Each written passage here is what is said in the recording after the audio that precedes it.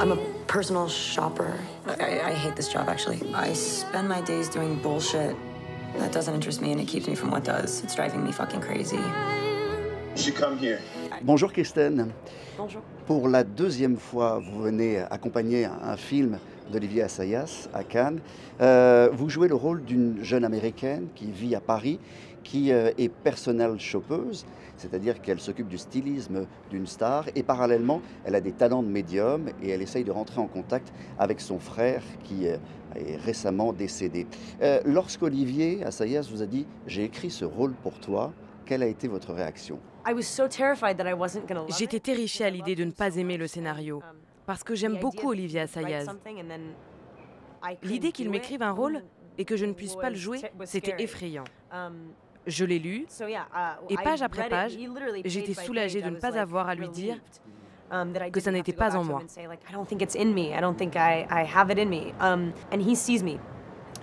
En fait, il voit en moi, je me sens comprise. On le voit dans les pages du scénario. Il fait ressortir quelque chose en moi qu'il est le seul à pouvoir faire. Combien de fois vous avez lu le script pour préparer ce film? Une seule fois. Je voulais le découvrir chaque jour sur le tournage. Je voulais être choquée. Oui, choquée. Je ne voulais pas me sentir à l'aise. Je voulais perdre complètement le contrôle. Je peux avoir confiance en Olivier Assayas pour garder une certaine concision. Et quand il est aux manettes, je peux perdre tout contrôle. Est-ce qu'on se prépare de la même façon lorsqu'on travaille pour Woody Allen, et vous avez fait vous étiez à Cannes pour le film d'ouverture, et pour un film d'Olivier Assayas où tous les plans, mais alors tous les plans sont sur vous? Sur le film de Woody Allen, je devais être légère, joyeuse et vivante. Et Jesse Eisenberg m'y a beaucoup aidé. En revanche, dans Personal Shopper, mon but était de me laisser m'effondrer. J'étais épuisée. Et la seule manière pour moi d'y arriver, c'était de finir le tournage sur les rotules. D'ailleurs, je n'ai pas travaillé depuis et je ne vais pas lire d'autres scénarios avant un moment.